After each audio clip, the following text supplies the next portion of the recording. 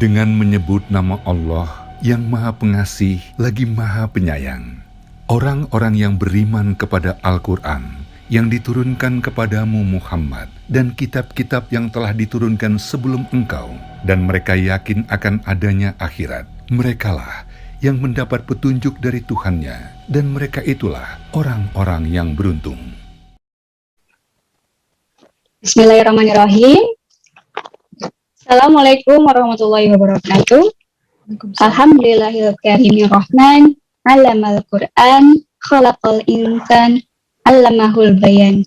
Asyhadu an la ilaha illallah wa asyhadu anna Muhammadan abduhu wa rasuluh. Subhanaka la ilma lana illa ma 'allamtana innaka antal alimul hakim. Subhanaka la ilma lana illa ma 'allamtana innaka antal alimul hakim. Subhanaka la ilma lana illa ma 'allamtana innaka antal alimul hakim. Rabbi zidna ilma. Alhamdulillah, puji dan syukur atas kehadirat Allah SWT yang telah melimpahkan rahmatnya dan hidayahnya sehingga kita dapat berjumpa kembali dalam kajian rutin online Majelis Anisa. Salawat dan salam kepada Nabi Muhammad SAW. Berkat perjuangan beliaulah kita dapat merasakan nikmatnya iman, nikmatnya Islam sampai dengan hari ini. Nah, bagaimana kabarnya sahabat manis hari ini? Semoga Allah mengingatkan kita semua, dan tak lupa selalu berdoa untuk saudara dan saudari kita di Palestina. Semoga Allah Al-Hafiz menolong, melindungi kita semua dari burukan dunia dan akhirat. Amin. Amin. Perkenalkan, saya Sari selaku MC pada kajian pagi hari ini akan membersamai sahabat manis semua dalam kajian fikih wanita.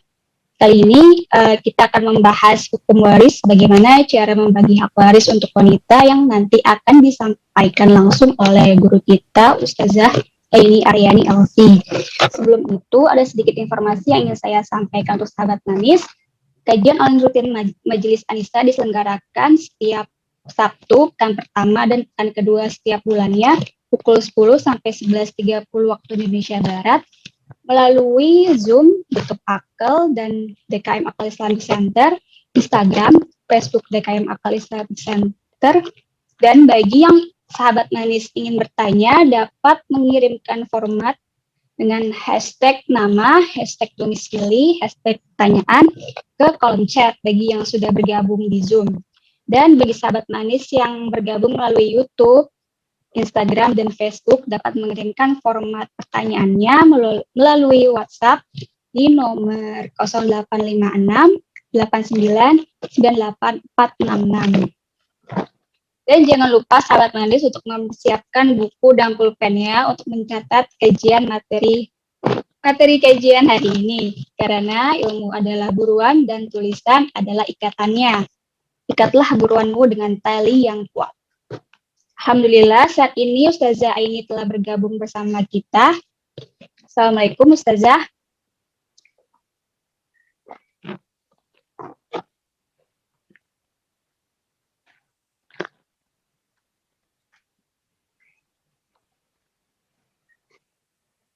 Oh baik, sebelum kita mulai kajiannya, ini ada iklan dulu sebentar dari Akel Islamic Center. Alhamdulillah wa syukurillah. Berbahagia sekali pada pagi hari ini kita atas nama bangsa Indonesia menyelenggarakan program Indonesia Bela Al-Quds. Alhamdulillahilladzi asra bi'abdihi laylan minal masjidil harami ilal masjidil aqsa alladzi barakna hawlah linuriyahu min ayatina innahu huwas samiul basir. Allahumma salli wa sallim wa barik ala nabiyyina wa habibina wa syafi'ina wa qaidina wa maulana Muhammadin sallallahu alaihi wa alihi wa sahbihi wa sallim tasliman mazida. Allahu akbar, Allahu akbar, Allahu akbar. banggalah kita, banggalah kami semua menjadi bangsa Indonesia. Bangsa yang memiliki nenek moyang para pendiri negeri ini yang telah membuat kota yang bernama Kudus di Jawa Tengah. Dan di situ ada masjid yang bernama Al-Aqsa. Adalah sang wali Sunan Kudus yang bernama Ja'far Shadiq. Seakan telah membangun sister city antara Indonesia dengan tanah yang diberkahi, yakni Al-Aqsa alladzi barakna haulahu. Bangga dan berbahagia menjadi bangsa Indonesia karena para ulamanya sudah sejak lama menjadi bagian yang terus berjuang menjadi pembela Al-Quds. Bahkan di pembukaan Undang-Undang Dasar Republik Indonesia yang juga didukung dalam Konferensi Asia Afrika tahun 1955, konstitusi dan gerakan resmi Indonesia menjadi pendukung kemerdekaan Palestina sepenuhnya, seutuhnya, dan berdaulat. Bangga dan bahagia karena para ulamanya termasuk Hadratus Syekh Hasyim Asy'ari rahimahullahu ta'ala yang telah menjadikan tanggal 27 Rajab sebagai Yaumu Filistin, Hari Palestina di Indonesia untuk tanah yang diberkahi itu. Bangga terakhir karena atas nama pemerintah Republik Indonesia lewat Kementerian Luar Negeri dengan tegas pada sidang umum PBB menyatakan ketegasannya yang luar biasa dan tidak ada sedikit pun keraguan dengan bahasa yang tegas mewakili rakyat dan bangsa Indonesia atas nama negara Republik Indonesia. Menteri Luar Negeri telah menyampaikan hal yang membahagiakan. Semoga hal ini bisa diteruskan dan mengajak negara-negara dan bangsa-bangsa di dunia untuk bersikap lebih tegas lagi. Dan juga bangga atas nama rakyat dan bangsa Indonesia yang pada hari ini bergabung bersama kita, masjid-masjid di seluruh Indonesia, Indonesia Timur, Indonesia Tengah, dan Indonesia Barat. Bahkan masjid-masjid yang dibangun oleh orang-orang Indonesia dan diramaikan oleh orang-orang Indonesia di seluruh dunia yang nanti akan kita sapa dan berbicara bersama mereka. Saudara-saudara yang kami banggakan, atas nama panitia dan Koalisi Indonesia Bela Baitul Maqdis mengajak mari sama-sama menjadikan momentum ini sebagai momentum kita untuk bersatu dan meningkatkan toleransi dan perdamaian di bumi kita Indonesia ini. Karena sesungguhnya tanah yang diberkahi itu adalah tanah yang menyatukan kekuatan-kekuatan baik di muka bumi. Karena pada hakikatnya tanah yang diberkahi itu adalah mewariskan kedamaian buat kita semua. Dan tanah itu menyiratkan tentang toleransi, toleransi yang sangat agung, toleransi yang tidak ada duanya, digambarkan oleh tanah suci, 3 agama besar di muka bumi ini. Dan tanahnya para nabi dan rasul yang tidak bisa kita pisah-pisahkan. Itulah wujud daripada toleransi beragama yang sesungguhnya. Namun saat ini sangat menyedihkan. Ada satu kelompok bangsa primitif, bangsa penjajah, bangsa perampas tanah, bangsa yang tidak pernah mengetahui hakikat kemerdekaan. Ialah bangsa yang dibuat-buat oleh kelompok Zionis atas nama Israel, atas nama Yahudi. Padahal tidak ada negara yang namanya negara Israel di muka bumi ini. Yang ada adalah penjajah, yang ada adalah perampas, yang ada adalah pendudukan, yang ada adalah barbarisme atau barbarianisme, yang ada adalah nazisme, yang ada adalah genocide. Inilah bangsa yang sesungguhnya tidak memiliki tanah dan bangsa yang tidak berhak atas tanah itu. Tidak ada peta yang bernama Israel itu. Karena yang ada adalah kepalsuan. Yang ada adalah dukungan yang tidak legal, baik oleh PBB maupun negara-negara pendukungnya, sekalipun itu negara-negara besar. Kepada seluruh dunia, bahkan kepada PBB dan kepada negara-negara besar di dunia, kami ingin mengatakan, mana itu kemanusiaanmu? Mana rasa kemanusiaanmu? Mana rasa kemerdekaanmu? Mana hak anak-anak di Palestina itu? Mana hak-hak perempuan di Palestina? Mana hak-hak orang lemah di Palestina? Mana pembelaan terhadap kemanusiaan di Palestina? Mana toleransimu untuk Palestina? Mana perdamaianmu untuk Palestina? Mana anti penjajahan terhadap Palestina di muka bumi ini? Kepada bangsa Palestina, kepada rakyat yang ada di Al-Quds, di tepi barat, di Syal Jarrah, bahkan di Gaza, bangga kami katakan bahwa engkaulah di front terdepan yang menjagakan tanah suci kami semua. Bangga kami kepada engkau, wahai bangsa Palestina, yang tegar, teguh, sabar, menjaga masjid kami. Adalah kiblat pertama kami yang engkau jaga untuk kami. Engkau berada di front terdepan. Terima kasih karena engkau telah menjaga tanah suci kami yang ketiga.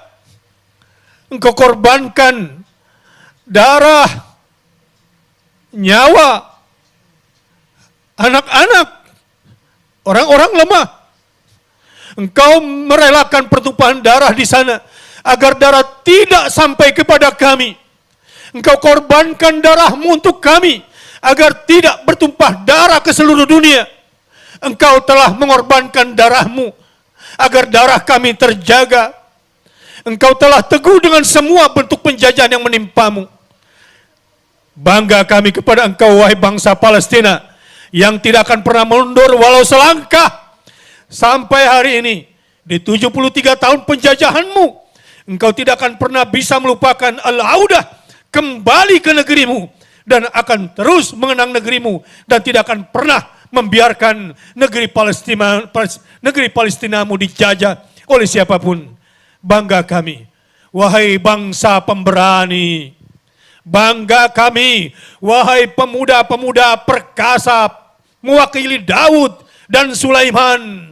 Bangga kami kepada engkau, wahai bangsa Palestina, yang bersabar dengan berbagai tekanan, berdiri di atas kakimu sendiri.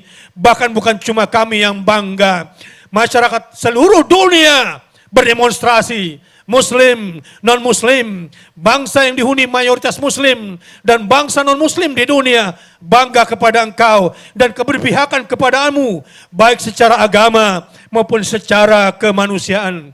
Bangga kami, dan teruskan perjuanganmu, dan bersatulah, dan jangan berikan peluang sedikit pun kepada bangsa Zionis untuk memadamkan cahayamu, untuk memadamkan cahaya Tuhanmu, untuk memadamkan semangatmu, untuk memadamkan kemenanganmu. Wahai bangsa Palestina, tetaplah tegar. Kami dari Indonesia, dengan harta kami bersama engkau, dengan darah kami bersama engkau, dengan nyawa kami bersama engkau. Birruh, bidam, nafdika ya Aqsa.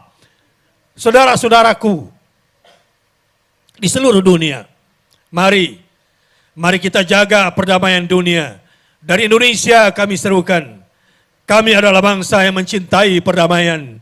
Kami adalah bangsa yang mencintai toleransi. Kami adalah bangsa yang tidak menyukai kekerasan. Kami adalah bangsa yang melaknat penjajahan.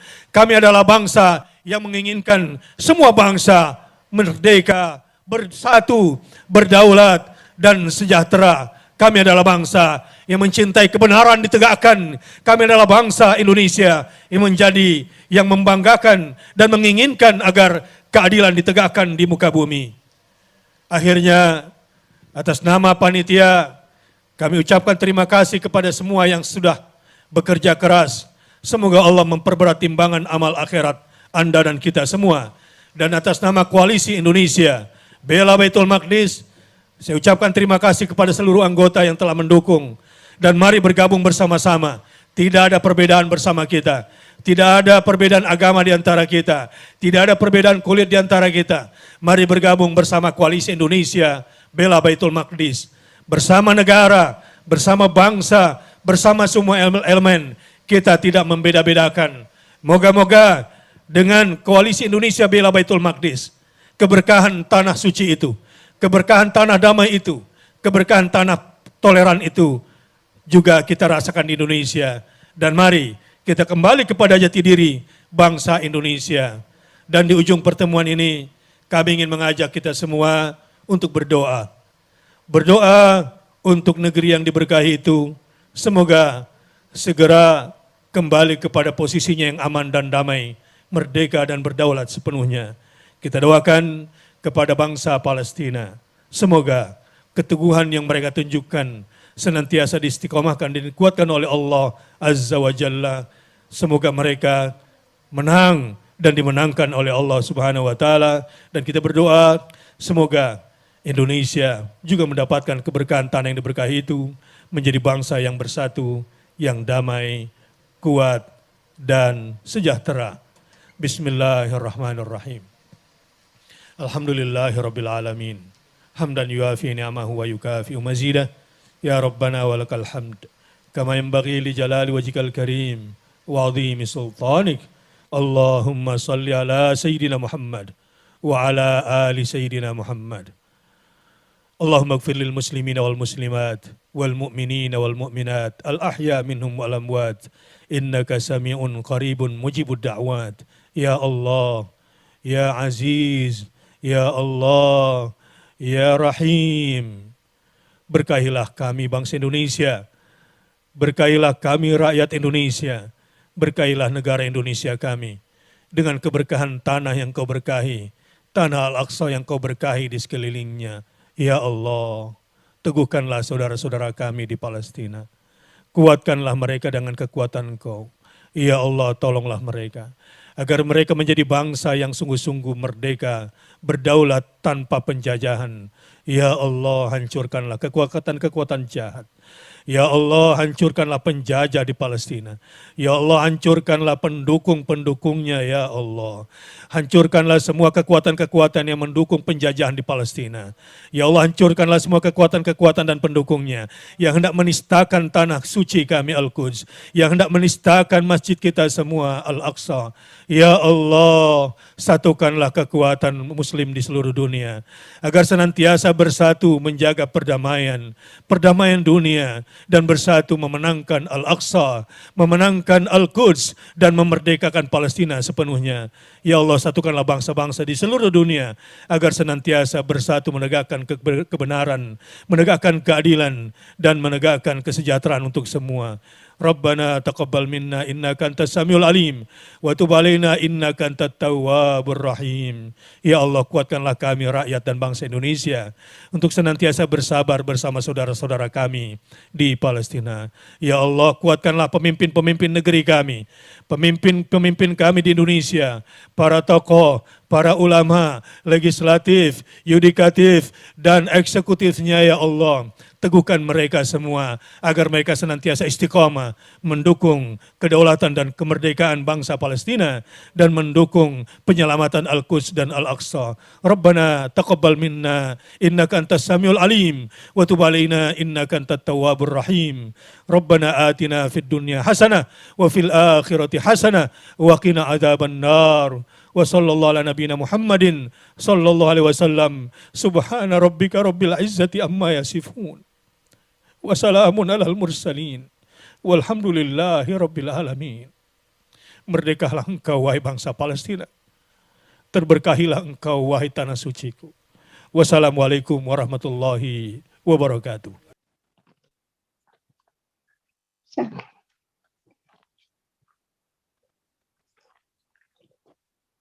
Baik, kita lanjutkan kajian pagi hari ini.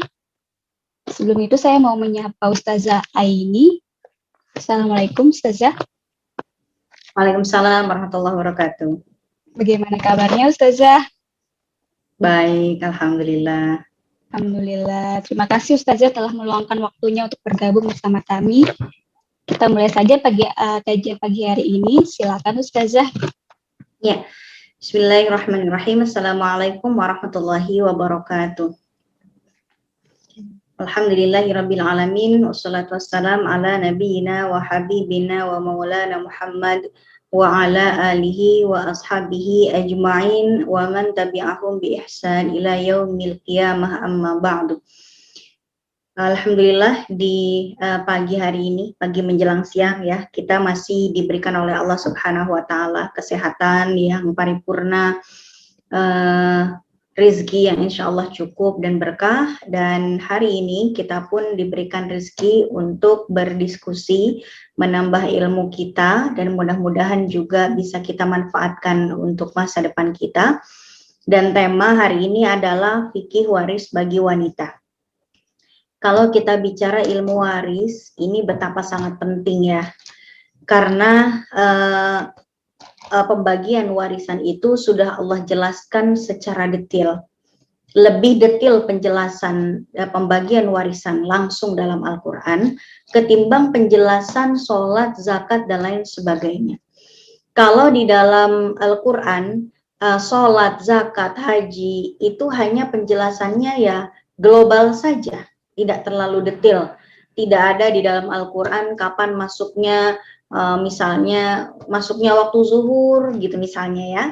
Ini tidak terlalu detail. Bagaimana tata cara melaksanakan takbir, atau misalnya bagaimana gerakan pada saat kita takbiratul ihram, sujud, ruku, ini semuanya tidak dijelaskan secara terperinci.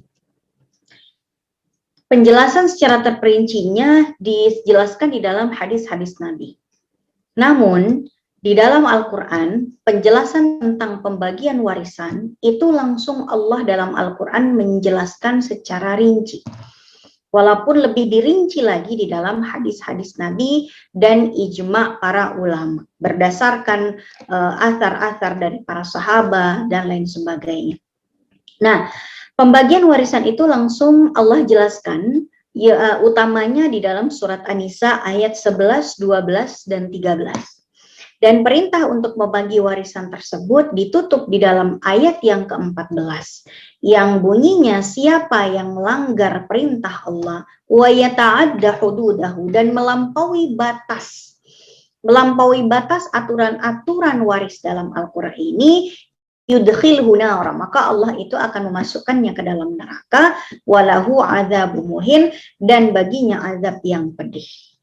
Maka pembagian warisan ini penting untuk kita bahas, agar harta yang kita tinggalkan di dunia ini tidak menjadi fitnah dunia buat kita. Sebab apa? Karena Nabi sendiri mengatakan bahwa salah satu fitnah terberat yang diujikan kepada umatku, kata Nabi, adalah harta. Betapa banyak keluarga yang Masya Allah rukunnya, tapi begitu sudah pemiliknya sudah meninggal dunia, maka ahli warisnya berselisih pendapat, ya, tidak tegur sapa satu sama lain, menutup pintu silaturahim gara-gara harta yang membutakan mereka. Nah, walaupun hari ini judulnya adalah pembagian warisan untuk wanita, tapi karena pembagian warisan itu saling berkelindan antara perempuan dan laki-laki, ya. Oke, misalnya ahli warisnya perempuan, tapi pewarisnya atau pemilik hartanya adalah laki-laki. Oke, misalnya pemilik harta itu adalah perempuan, tapi ahli warisnya adalah laki-laki. Maka di sini penting untuk kita bahas semuanya agar lebih komprehensif. Kita akan mempelajari pembagian ilmu waris secara terperinci A to Z, ya, dari A sampai Z pembagian warisannya, dan di situ juga akan kita bahas juga terkait dengan fikih wanita yang berkaitan dengan waris ini.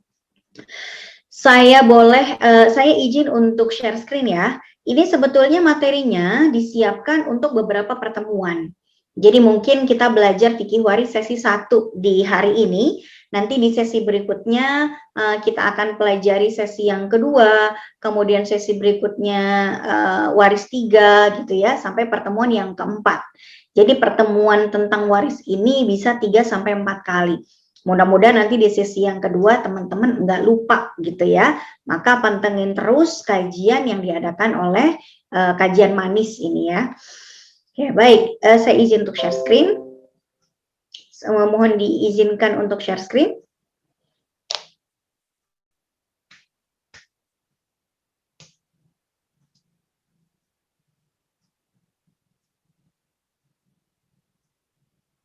Ya, terima kasih.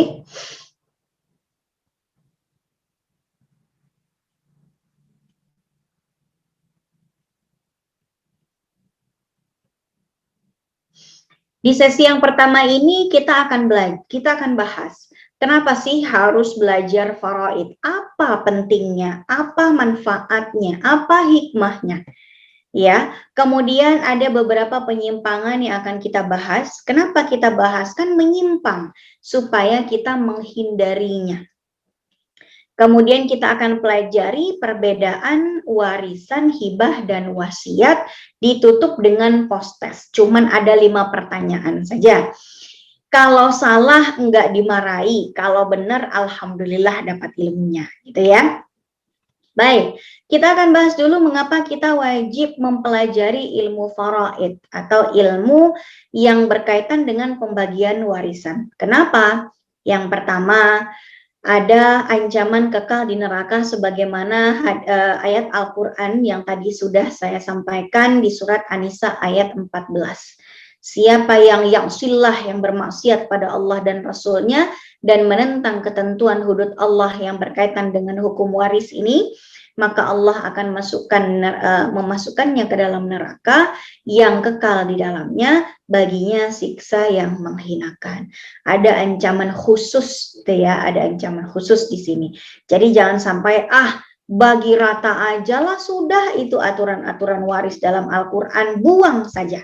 Nah, ini namanya penistaan Al-Quran. Perlu didemo juga nih soal kayak begini ya. Tidak boleh kita memilah-milah hukum kalau memang ternyata hukum tersebut juga harus kita praktekkan. Yang kedua, Rasulullah sendiri juga memerintahkan sebagaimana yang diriwayatkan oleh Ibnu Majah, Ad-Daruqutni dan Al-Hakim. Rasulullah SAW bersabda, "Ta'allamul faraidha", pelajarilah ilmu faraid. Ilmu faraid ini adalah ilmu yang mempelajari tentang pembagian warisan, ya. Wa'allimuha, dan ajarkanlah kembali. Kalau kita sudah belajar, kita diperintahkan untuk mengajarkannya kembali. Fa innahu nisful ilmi, karena sesungguhnya ilmu faraid ini adalah separuhnya ilmu agama. Jadi kalau ilmu agama ibaratnya satu bulatan bola, maka ilmu faraid itu setengahnya.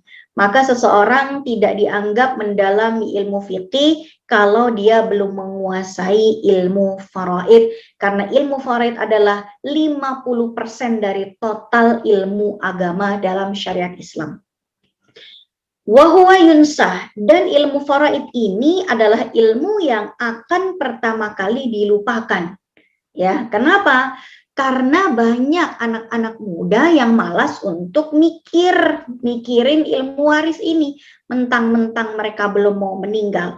Padahal di tangan para pemuda lah orang-orang tua yang mau meninggal itu bisa diserahi amanah pembagian waris. Wa huwa awwalu ma yunza'u min ummati, dan dari semua ilmu agama, dari semua cabang ilmu agama, ilmu waris inilah yang akan pertama kali dicabut dari umatku, kata Nabi Muhammad.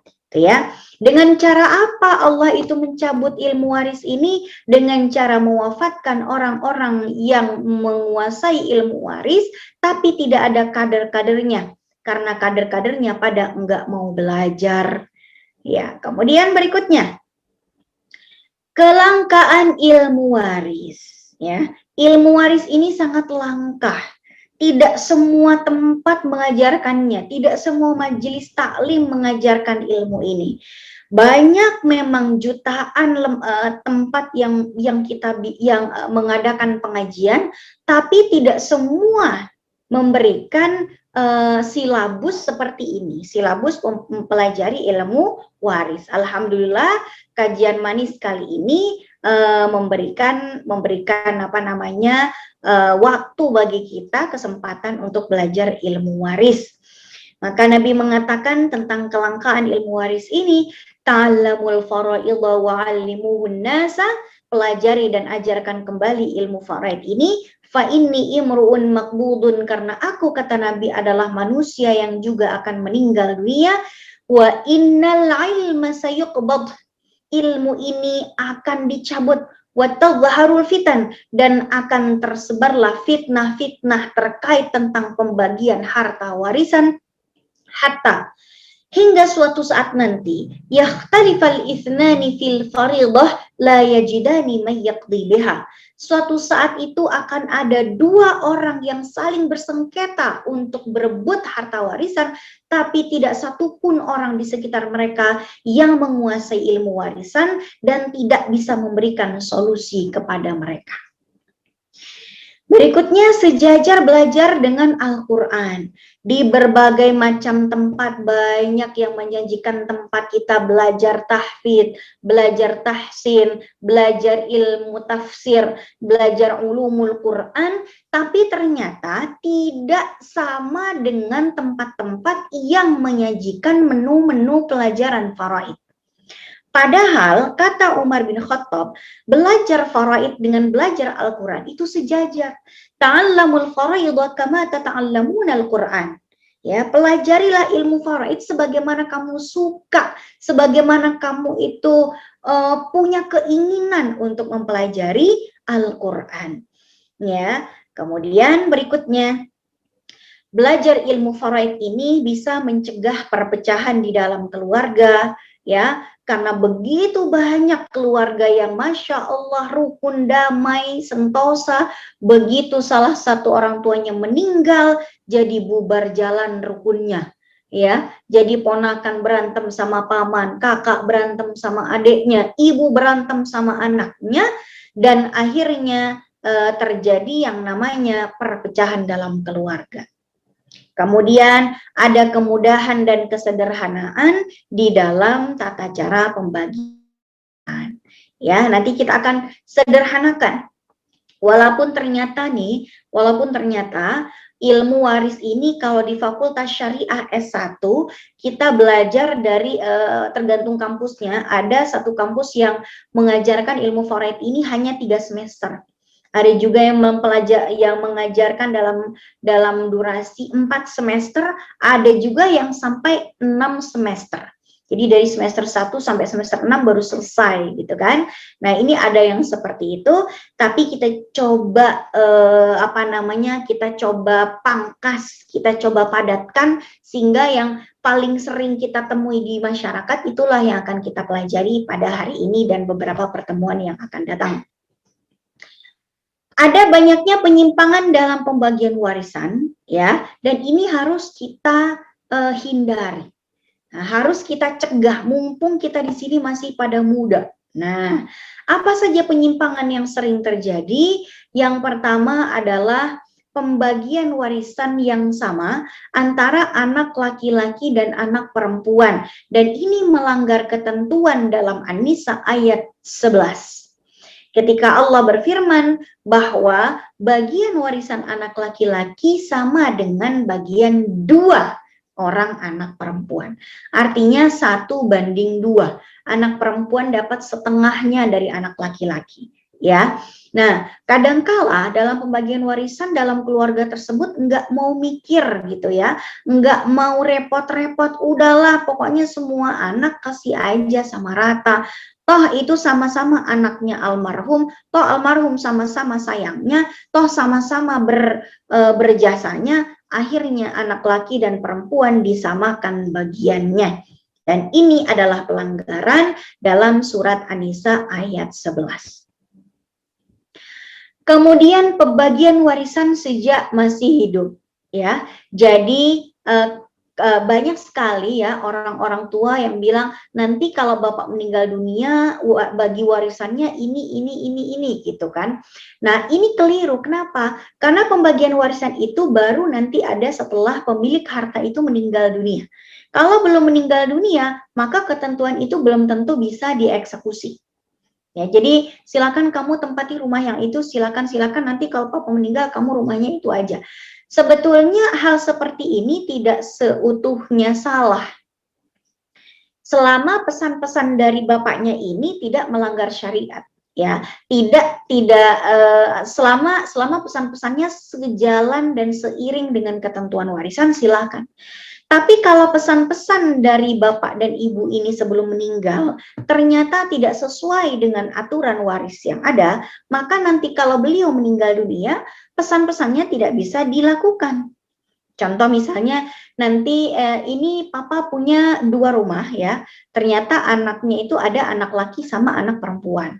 Nanti anak laki disuruh tempatin di sini, yang perempuan suruh tempatin di sini, biar nanti pas bagi waris ya udah bagi warisannya sesuai dengan rumah yang udah ditempati masing-masing. Tapi si bapak ini tidak menjelaskan itu rumahnya dipinjamkan sementara atau rumahnya itu emang udah dihibahkan, nggak jelas. Ini kira-kira mirip dengan hibah waris. Ya, antara dia yang dihibahkan dengan yang akan diwariskan itu ngumpul jadi satu. Contohnya gini teman-teman, misalnya ada seorang ayah punya anak laki-laki 2, lalu anak laki-laki yang pertama ini akan menikah.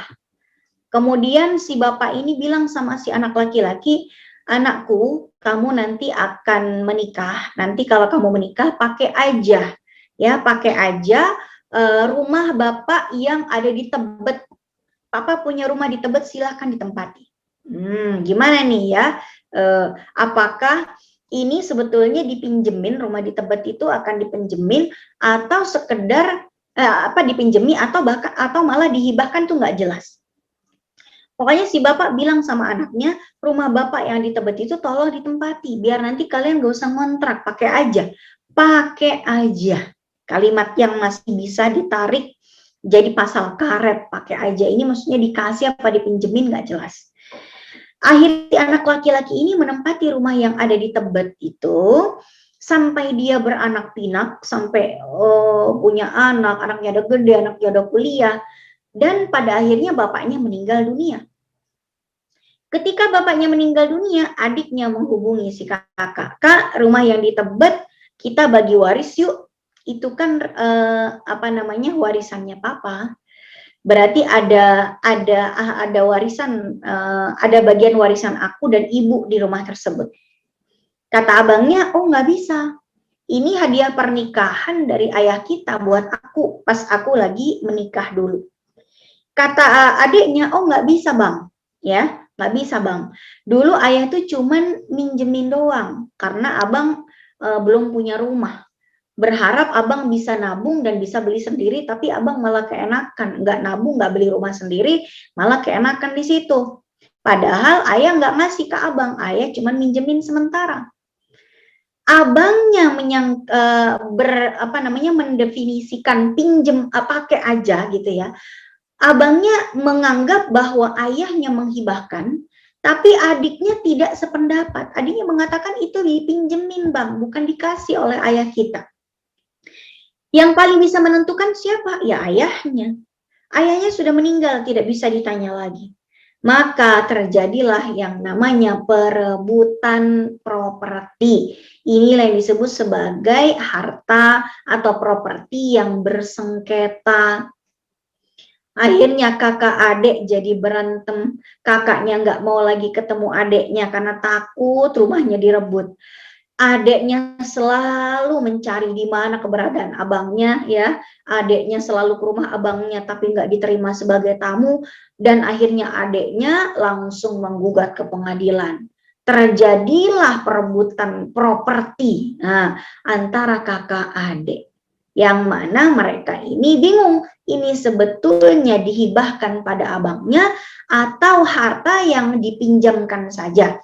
Kalau harta itu sekedar dipinjamkan oleh ayah mereka, maka harusnya harta tersebut harus diwariskan. Kalau harta tersebut harus diwariskan, maka kakak dan adik itu punya hak yang sama atas properti tersebut. Tuh ya. Nah, inilah yang harus kita cegah. Bagaimana cara mencegahnya? Kalau kita adalah orang tua, ya, maka kita harus jelaskan. Misalnya kepada anak kita, nih papa cuman minjemin ya rumah buat kamu di Tebet. Nanti kalau kamu sudah punya tabungan sendiri, tolong beli. Kalau nanti papa meninggal, ya rumah ini dibagi waris. Karena ini masih berstatus sebagai rumahnya papa. Ya. Berikutnya, harta bersama dikuasai suami dan istri. Nah, ini juga sering terjadi penyimpangan. Kenapa? Karena biasanya kalau seorang suami meninggal dunia, maka seorang istri tidak akan membiarkan harta suaminya dibagi waris. Karena merasa sebagai pemilik. Pokoknya kalau suami saya meninggal, berarti hartanya milik saya semua. Nah, ini keliru. Begitu juga sebaliknya, kalau yang meninggal adalah istrinya dan ternyata istrinya punya harta, harusnya langsung dibagi waris, bukan malah dikuasai seutuhnya oleh suami dari mendiang almarhumah ini. Yang akan jadi masalah, lebih bermasalah lagi, kalau pasangan yang masih hidup ini menikah lagi. Ini biasanya makin rumit, complicated.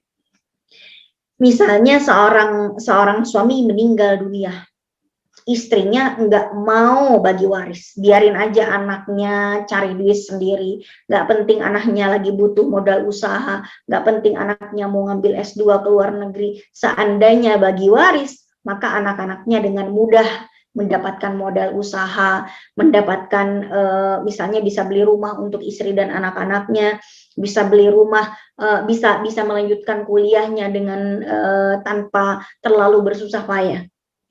Tapi karena harta warisan si bapak ini ditahan oleh ibu mereka, ya istrinya almarhum, akhirnya apa? Akhirnya ya sudah, mereka belum mendapatkan haknya, padahal bapaknya udah meninggal, harusnya dibagi waris hartanya.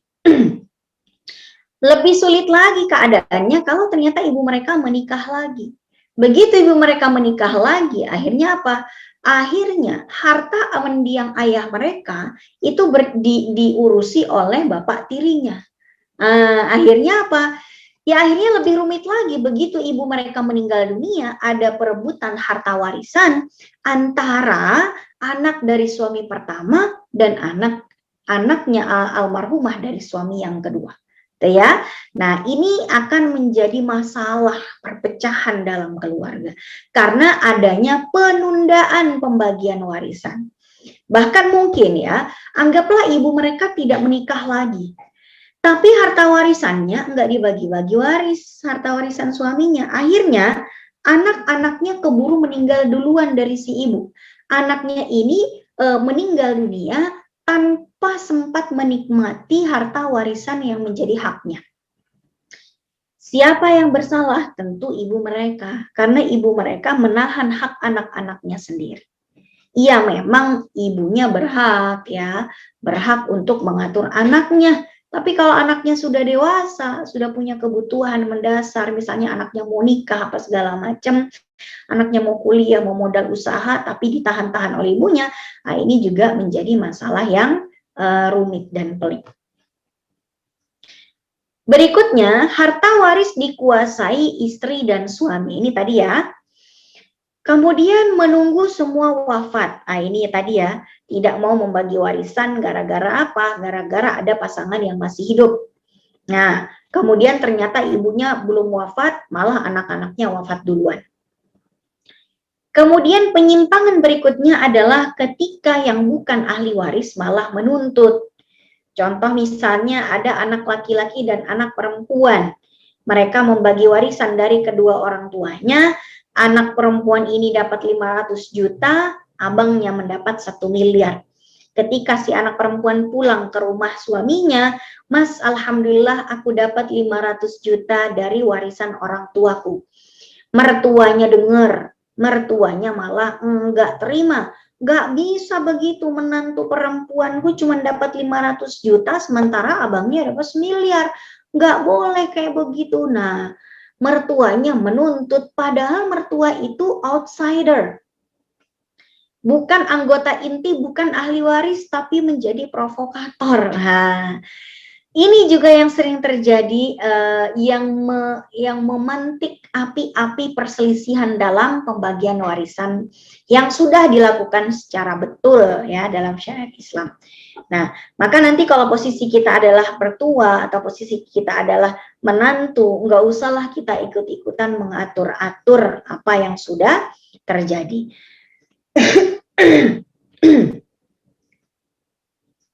Berdasarkan kesepakatan. Nah, apa yang dimaksud dengan berdasarkan kesepakatan ini? Yang berdasarkan kesepakatan ini maksudnya gini, udahlah antara ibu dan anak samain aja bagiannya. Udahlah antara anak laki dan perempuan samain aja pembagiannya. Nah, hal-hal seperti ini nih yang keliru. Kenapa? Karena kalau berdasarkan kesepakatan dan ternyata kesepakatan itu untuk melanggar aturan dalam syariat, ini nggak diperbolehkan. Ibaratnya nih ya, ibaratnya ada bapak-bapak hidung belang yang mampir ke tempat prostitusi, lalu kemudian dia berzina dengan salah satu PSK tersebut, lalu mereka saling bersepakat, udahlah kita sepakat aja ya, yuk kita berzina, saya akan kasih kamu infak, walaupun namanya dipolis dengan kata-kata infak, tapi itu sebetulnya upah, upah buat si PSK. Si PSK-nya pun udah bilang jazakallah ya syukron, walaupun bahasanya jazakallah syukron apa segala macam, tetap aja ini tidak diperbolehkan. Ya, kenapa?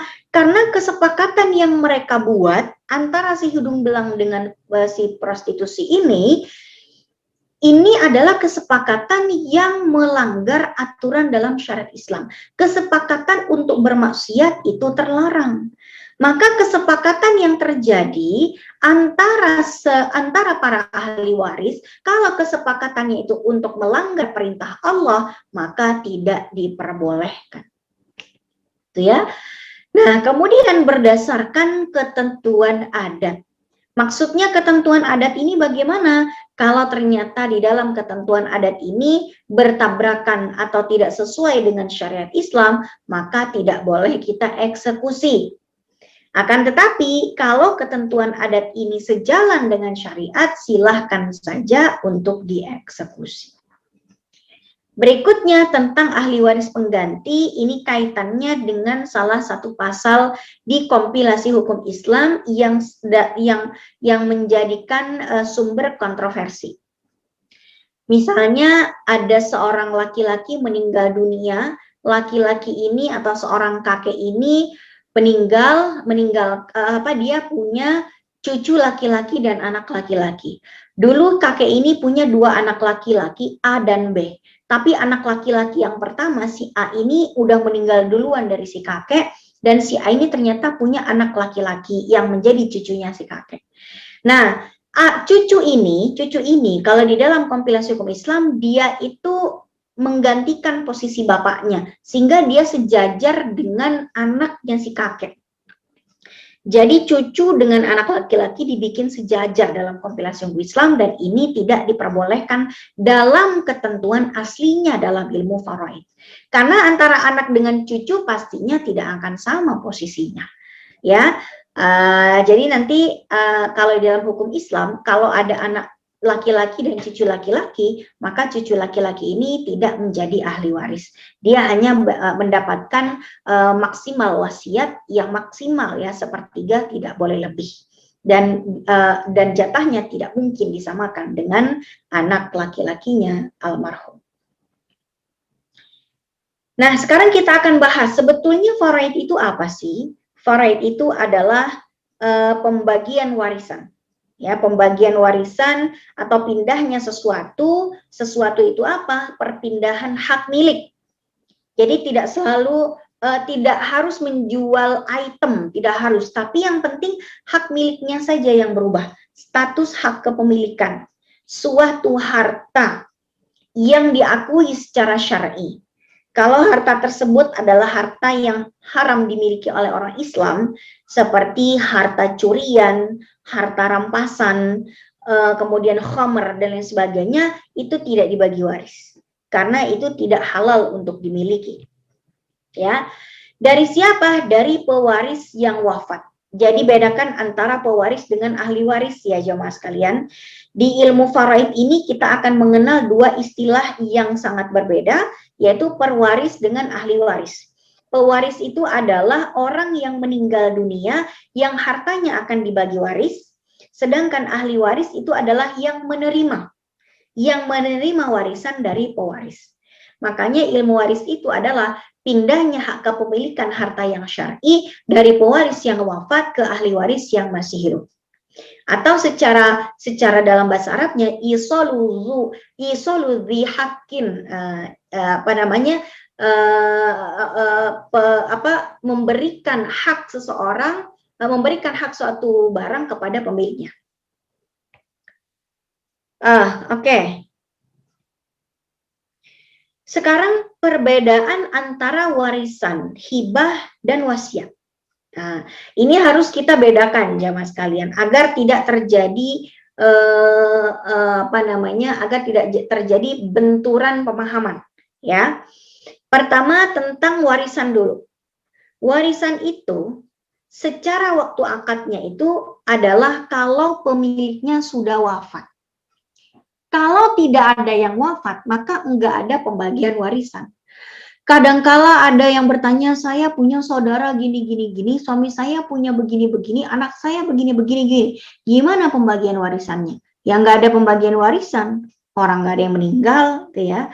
Maka kalau mau bagi waris, pasti pertanyaan awalnya adalah ada seseorang meninggal dunia.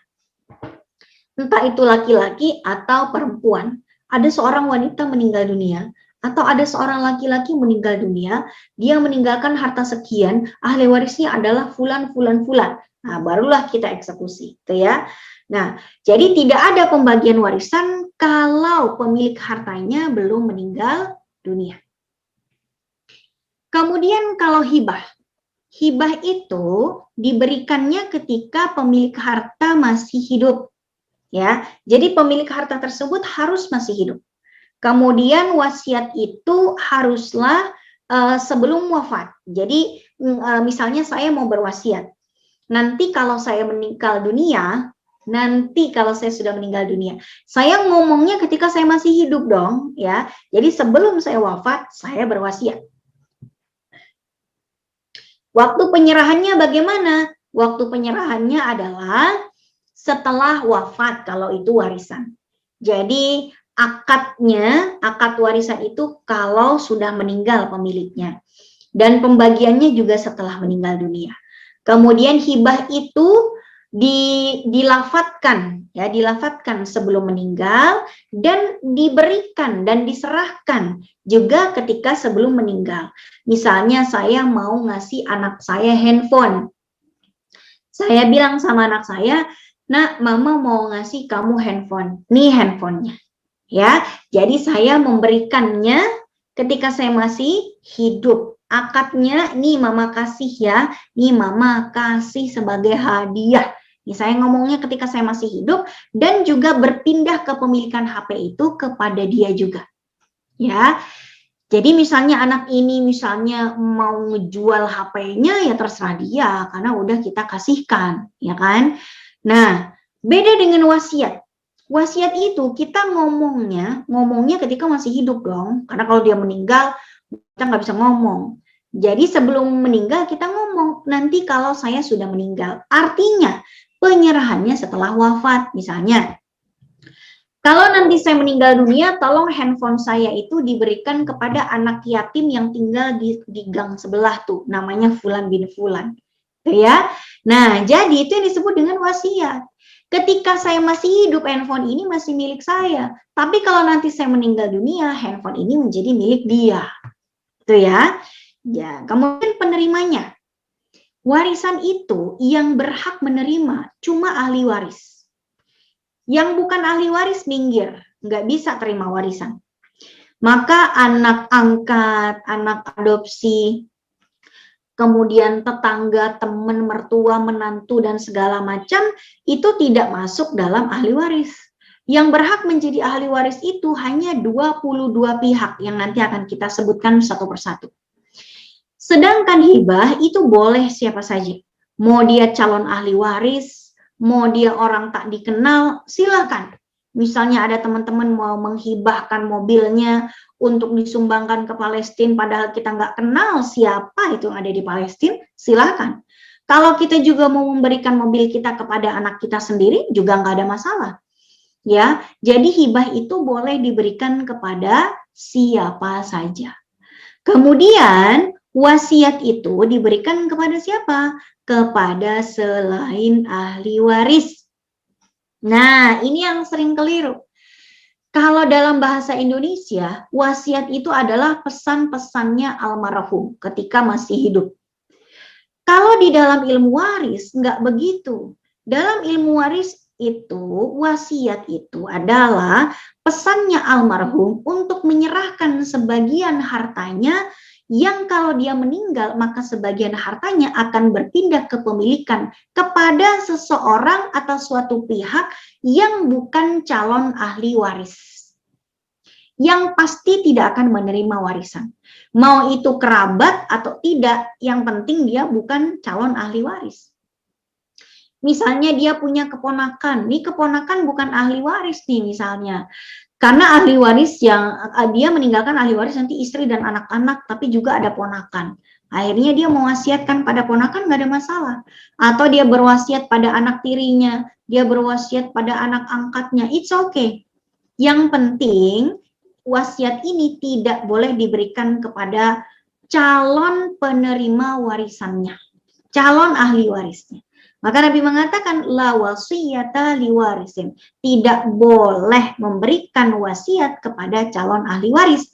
Kenapa? Karena calon ahli waris itu sudah mendapatkan bagiannya dengan aturan waris yang sudah ditetapkan dalam syariat Islam. Nilai harta.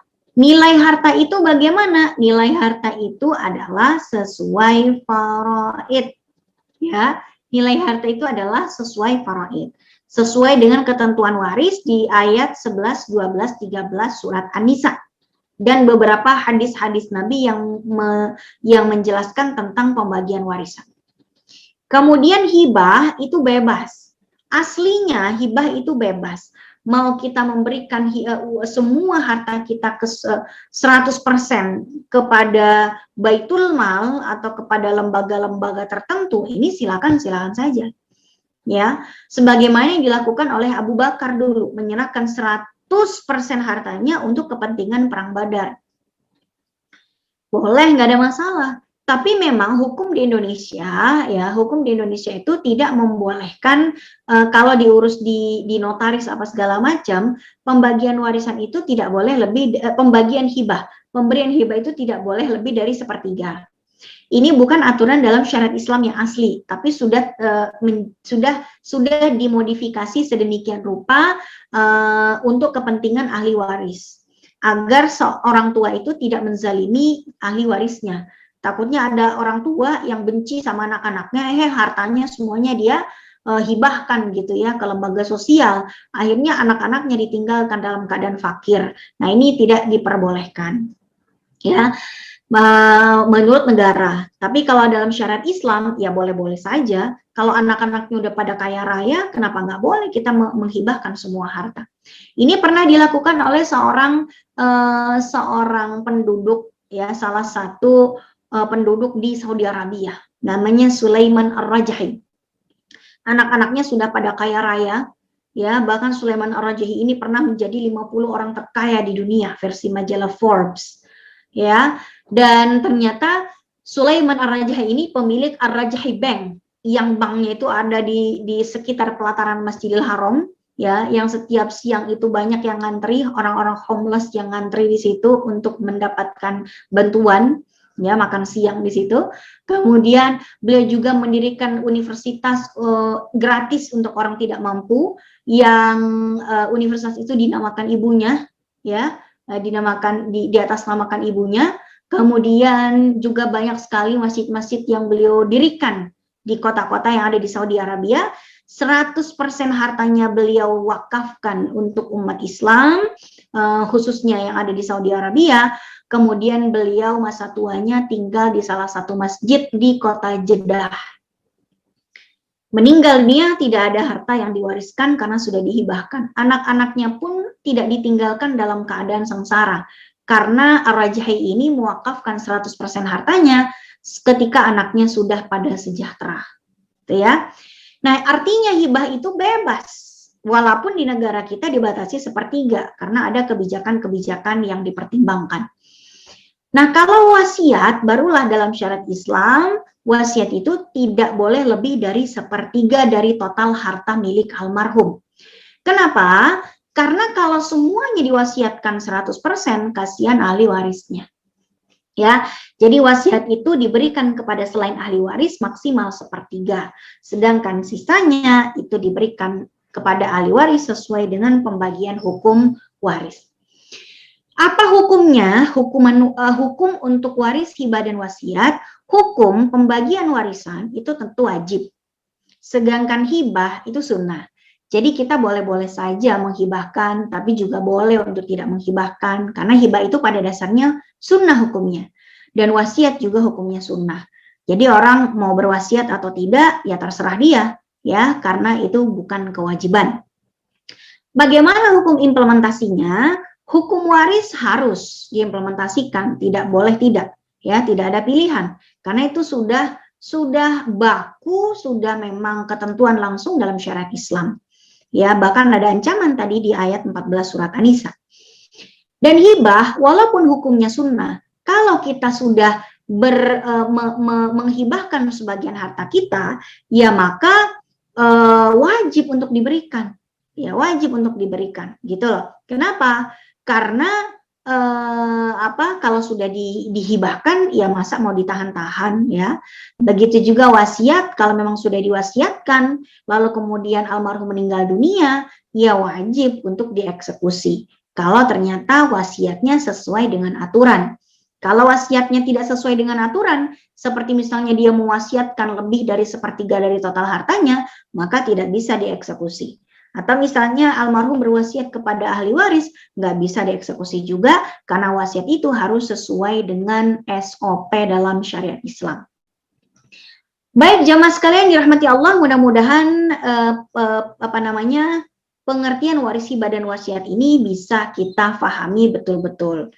Karena kalau kita tidak paham konsep tiga macam ini, agak sulit untuk kita mempelajari di sesi-sesi berikutnya. Sesi 1 sudah selesai, ini saya izin untuk bertanya nih sama teman-teman, silakan menjawab di kolom chat ya. Teman-teman silakan ketik di kolom chat. Post-test yang pertama, bolehkah wasiat diberikan kepada ahli waris? Atau boleh nanti di-unmute ya, jamaah sekalian biar pada jawab. Coba saya lihat di kolom chatnya. Bolehkah? Oke, bolehkah wasiat diberikan kepada ahli waris? Tidak. Oke, boleh dijawab ya. Berikutnya, harta yang diberikan oleh seseorang kepada siapa saja, baik pada ahli waris maupun non ahli waris, disebut dengan hibah. Oke. Mantaplah semuanya ya, pada bisa jawab. Nomor 3, berapa jumlah maksimal dari harta yang boleh diwasiatkan kepada selain ahli waris? Oke. Nah, ini yang jawab dari tadi, Gita, Akila, Wara, Hera. Nah, ini coba yang lain juga ikut jawab ya. Oke, baik. Nomor 4, apakah perbedaan warisan dan hibah? Ya, yuk semuanya ikut jawab. Ini ada 20 partisipan nih ya. Apakah perbedaan wasiat dan hibah A, B, atau C? A. Yang lain? A. Yang lain? Oke. Dah. Betul semuanya. Nomor 5. Bisakah anak angkat hasil adopsi mendapatkan harta dari almarhum?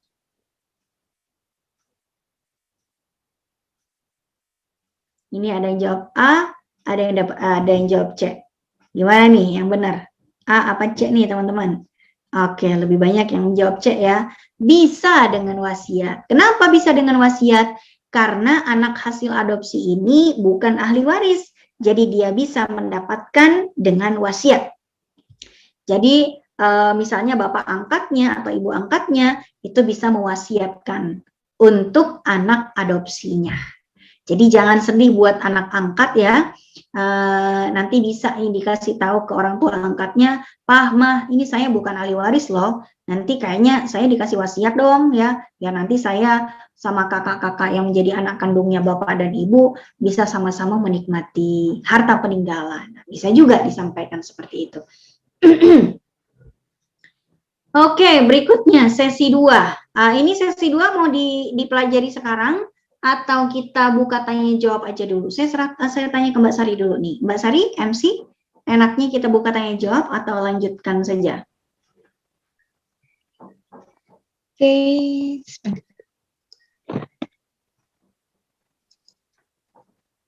Halo. Assalamualaikum. Iya, gimana Mbak Sari? Lanjut aja Ustazah. Kita penyampaian materi sampai jam berapa? Sampai jam setengah 12. Ya, setengah 12. Apakah teman-teman ada yang mau bertanya? Lanjut ya.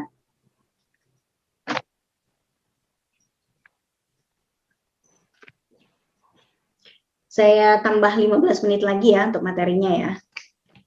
Oke. Kita akan bahas rukun waris. Rukun waris itu adalah 3 hal yang sangat... Ini kenapa nih? Ada 3 hal yang harus ada sebelum pembagian warisan dilakukan. Kalau ada satu saja yang tidak terpenuhi, maka nggak bisa bagi waris. Pertama, pewaris. Kedua, harta warisan. Yang ketiga, ahli waris. Kalau ada pewaris itu sekali lagi orang yang meninggal dunia ya. Harus ada yang meninggal dunia dan dia memiliki harta. Ada pewaris, ada harta. Ada ahli waris. Kalau ada pewaris dan harta, tapi nggak ada ahli waris, nggak bisa dibagi warisan. Nanti negara yang akan mengeksekusi hartanya buat siapa. Atau misalnya ada pewaris, ada ahli waris, tapi nggak ada harta yang mau dibagi, ya nggak ada bagi waris. Emang mau bagi-bagi apaan kalau nggak ada hartanya, ya? Atau misalnya ada hartanya, ada ahli warisnya, tapi nggak ada yang meninggal, ya nggak bisa bagi waris juga. Jadi harus ada 3 unsur ini ya. Dan yang terakhir ada ketentuan hijab. Hijab itu bukan kerudung, bukan gamis yang kita pakai ya, bukan. Hijab itu maksudnya adalah ketentuan yang membuat ahli waris ini jadi nggak dapat warisan atau berkurang warisannya gara-gara ada ahli waris lain yang secara nasab lebih dekat dengan almarhum. Oke, misalnya cucu jadi tidak bisa mendapat warisan gara-gara ada anak laki-lakinya almarhum. Kakek dan ayah, almarhum punya kakek dan juga punya ayah. Kakek nggak bisa dapat warisan kalau almarhum masih punya ayah, ya. Jadi ada 2 lapis, ayah lapis pertama, kakek lapis kedua. Lapis kedua nggak bisa dapat kalau masih ada di lapis yang pertama. Begitu juga misalnya almarhum punya abang kandung, tapi juga punya anak kandung. Maka abang kandungnya almarhum nggak bisa dapat warisan gara-gara almarhum punya anak laki-laki kandung. Itu yang disebut dengan hijab. Hijab itu artinya menghalangi. Secara bahasa artinya hijab itu menghalangi. Kalau hijab yang kita pakai menghalangi pandangan terhadap badan kita. Kalau hijab dalam ilmu waris menghalangi ahli waris untuk mendapatkan hak warisnya karena ada ahli waris yang lebih dekat nasabnya kepada almarhum. Rukun pertama tentang pewaris. Siapa dia? Pertama, pengertiannya dulu. Dia orang yang wafat yang hartanya harus dibagi waris. Kemudian syaratnya dia harus orang yang beragama Islam dan sudah wafat dan punya harta. Tidak harus akil baligh, nggak harus. Jadi kalaupun ada anak kecil meninggal dunia, tapi hartanya banyak gitu ya. Ada anak kecil tapi udah jadi pialang saham. Wah, gitu ya. Baru umur 12 tahun tapi duitnya udah banyak nih anak. Ya. Nah, terus dia meninggal dunia, hartanya bagi waris nggak? Bagi. Jadi atau misalnya ada orang yang mohon maaf dia punya gangguan jiwa, meninggal dunia dan hartanya banyak. Nah, tetap dibagi waris. Jadi syaratnya cukup dia beragama Islam, dia wafat dan dia punya harta. Maka langsung bisa menjadi pewaris. Apa kewajibannya? Kewajibannya tentu kita sebagai orang yang berharta harus belajar ilmu waris. Agar harta yang kita miliki ini tidak menjadi polemik dan menjadi sumber fitnah yang kita bawa ke alam kubur. Kemudian berikutnya, harus mengajarkan pada minimal calon ahli waris kita, walaupun bukan penceramah, bukan guru, bukan siapa, minimal calon ahli waris kita berikan pencerahan. Berikutnya, hindarilah yang namanya bom waktu. Apa ini maksud dengan bom waktu? Bom waktu ini adalah sesuatu yang bisa meledak di saat-saat yang sangat tidak diharapkan. Begitu pemilik hartanya meninggal, akhirnya ahli warisnya yang kena ruginya. Contoh bom waktu. Ada wasiat yang keliru.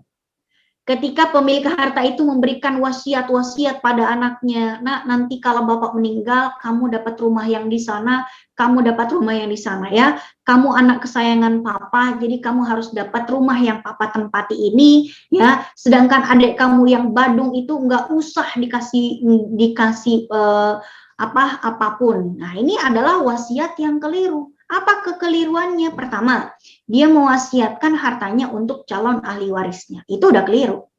Yang kedua, dia memberi pesan agar salah satu ahli warisnya tidak mendapatkan hak warisnya. Ini juga adalah pesan wasiat yang keliru. Biasanya nanti si bapak ini meninggal, anaknya berantem.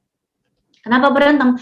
Ini kan pesan bapak, ya pesan bapak harus dieksekusi dong. Padahal pesan seorang ayah, kalau misalnya bertentangan dengan syariat Islam, ya nggak boleh dilakukan. Maka dalam ketentuan syariat kita, la ta'ata li makhlukin fi maksiatil khaliq. Tidak boleh kita taat pada pesan-pesannya manusia selama pesan-pesan itu bertentangan dengan aturan al-khaliq Allah Subhanahu wa taala. Yang dalam ini adalah ilmu waris yang ada di dalam Al-Qur'an.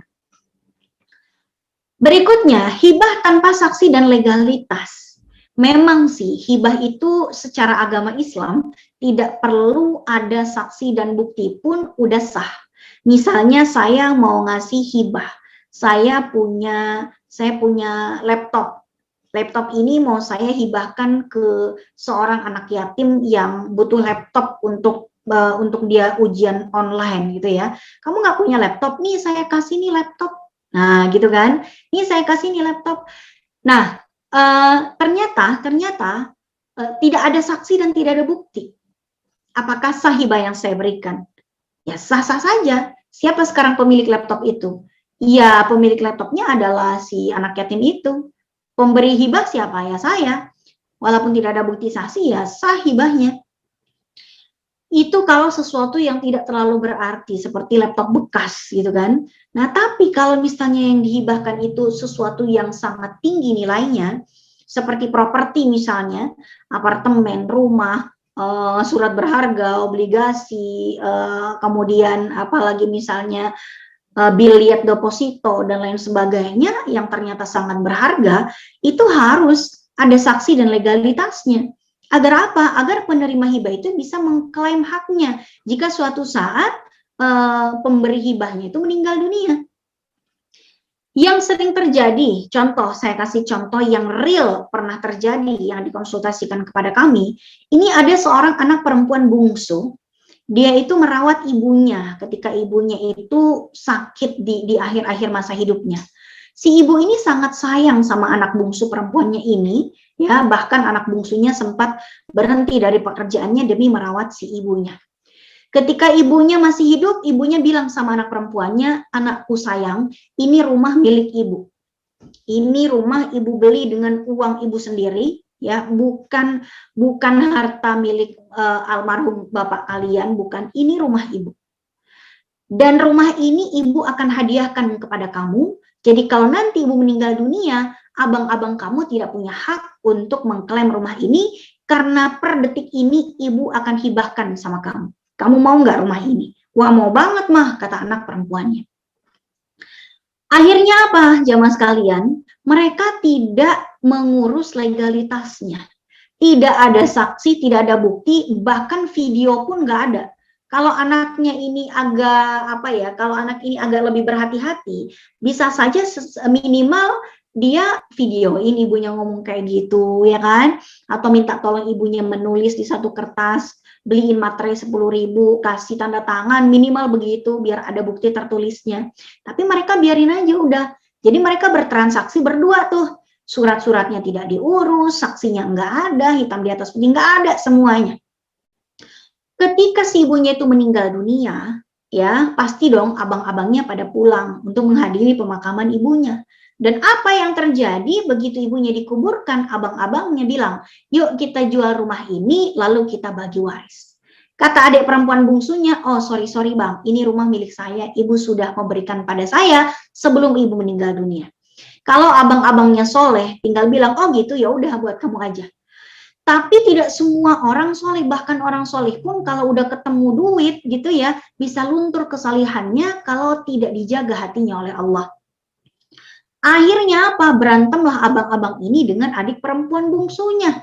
Adik perempuan bungsunya tidak bisa mengklaim apa yang menjadi haknya. Gara-garanya apa? Karena dia tidak mengurus saksi dan legalitas, sehingga dia tidak bisa menang di persidangan karena tidak punya saksi dan bukti. Yang menang siapa? Abang-abangnya. Rumah itu dijual, abang-abangnya mendapatkan bagian warisan yang jauh lebih tinggi daripada adiknya, karena adiknya adalah seorang anak perempuan. Inilah pentingnya merawat legalitas agar bom waktunya tidak meledak ketika pemilik hartanya meninggal dunia. Berikutnya, berhutang diam-diam ini juga menjadi sesuatu yang akan meledak masalahnya. Mungkin berhutang diam-diam selama yang berhutang itu masih hidup, mungkin nggak ada masalah. Tapi bayangkan kalau ternyata si yang berhutang ini meninggal dunia. Yang berhutang ini meninggal dunia, hartanya udah dibagi warisan, tiba-tiba suatu saat debt collector datang menagih hutangnya kepada para ahli waris. Padahal para ahli waris udah menggunakan harta warisannya untuk membeli semua kebutuhan dan keinginannya. Nah, akhirnya yang menjadi yang dipermasalahkan adalah istri dan anak-anak almarhum. Kemudian harta yang samar-samar, harta yang tidak jelas kepemilikannya. Misalnya harta suami istri, suaminya yang beli tapi di atas namakan istri. Begitu meninggal dunia, istrinya almarhum dan anak-anaknya berantem. Kata istrinya, tuh atas nama saya. Kata anaknya, tapi kan yang beli papa mah. Papa kalau beli apa-apa di atas namain mama bukan berarti dikasih ke mama dong. Buktinya selama ini papa yang megang suratnya. Enggak, kalau mama itu yang menjadi pemiliknya, harusnya mama boleh dong kapanpun menjual tanah tersebut. Tapi buktinya mama tidak punya kuasa untuk menjual, artinya nama mama cuma dipakai atau dipinjam sama papa doang. Dipinjam doang mah, bukan berarti milik mama. Akhirnya berantem anak sama emak. Apakah ada kasus seperti ini? Wow, banyak sekali jamaah sekalian. Anak menuntut ibunya, ibu menuntut anaknya. Banyak sekali. Gara-gara harta yang samar-samar, enggak jelas pemiliknya. Apakah itu milik bapaknya ataukah itu milik ibunya. Gara-gara antara de facto, antara fakta dan legalitas yang tertulis itu ternyata berbeda. Seperti orang yang membeli mobil karena takut kena pajak progresif, akhirnya dia atasnamakan orang yang di luar kakak. Ada yang di atasnamakan pembantunya, ada yang di atasnamakan keponakannya, kemudian pembantu dan ponakannya menuntut ke pengadilan untuk mendapatkan kendaraan tersebut. Padahal tadinya cuma dipinjam doang namanya. Tapi ternyata asisten rumah tangganya ngelunjak dan menuntut ke pengadilan karena mobilnya bukan mobil sembarangan. Mungkin mobilnya Tesla atau Land Cruiser, dan lain sebagainya ya. Nah, ini jika ternyata antara fakta dan dokumen tertulis ini berbeda, maka harus sangat berhati-hati dalam harta yang samar-samar ini. karena akan menjadi bom waktu yang meledak kapanpun. Rukun yang kedua adalah harta warisan, harta yang perlu kita bagi waris. Yang pertama, dia harus harta yang legal, bukan harta korupsi, bukan harta curian, ya. Kemudian dimiliki selagi masih hidup. Maka kalau misalnya dia itu adalah santunan yang baru datang ketika dia sudah meninggal, maka nggak dibagi waris. Maka jemaah sekalian, kalau ada orang meninggal dunia, biasanya kalau kita takziah ada baskom yang ditutupin kain. Baskom tersebut biasanya tempat menampung sumbangan-sumbangan dari pentakziah. Kalau misalnya dari uang di dalam baskom itu mencapai jumlah yang fantastis, apakah harus dibagi waris sesuai aturan warisan yang anak laki-laki bagiannya 2 kali lipat dari anak perempuan? Jawabannya tidak. Kenapa? Karena itu bukan harta warisan, itu harta santunan yang tidak pernah dimiliki oleh almarhum selama hidupnya. Maka kalau itu adalah santunan yang baru datang ketika almarhum sudah meninggal, maka itu tidak dibagi waris. Lalu diapain? Ya terserah keluarganya, terserah istri dan anak-anaknya mau diapain. Karena memang santunan itu ditujukan buat keluarga yang ditinggalkan oleh almarhum.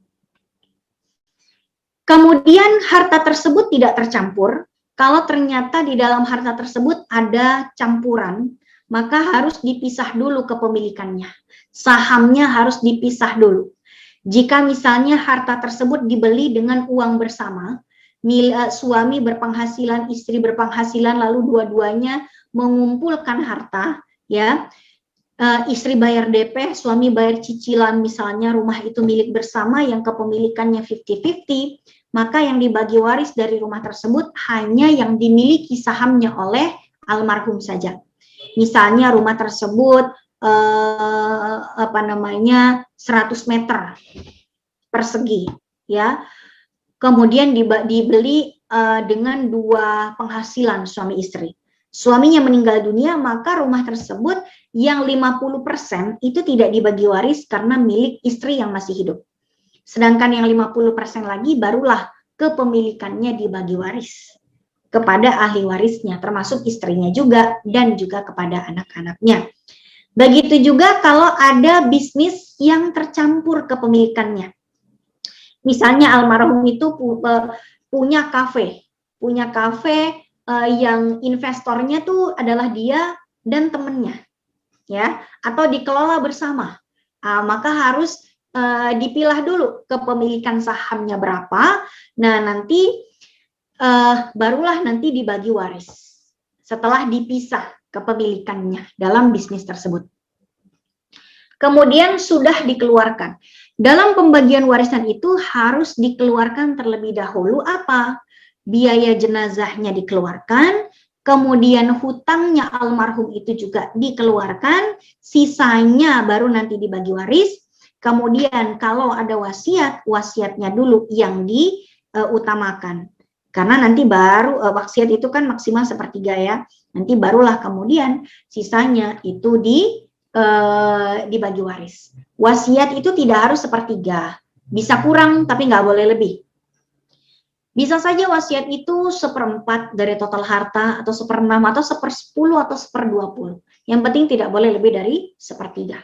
Ya, jika ini semuanya sudah dikeluarkan, barulah ahli waris bisa melakukan pembagian warisan. Dan rukun yang ketiga adalah ahli waris. Siapa sajakah yang menjadi ahli warisnya almarhum? Ada 22 pihak, namun sebelum kita bahas 22 pihak itu, harus ada syarat penerimaan warisan. Yang pertama, bahwa ahli waris itu harus terdaftar di surat An-Nisa 11, 12, 13, dan juga di dalam hadis-hadis Nabi.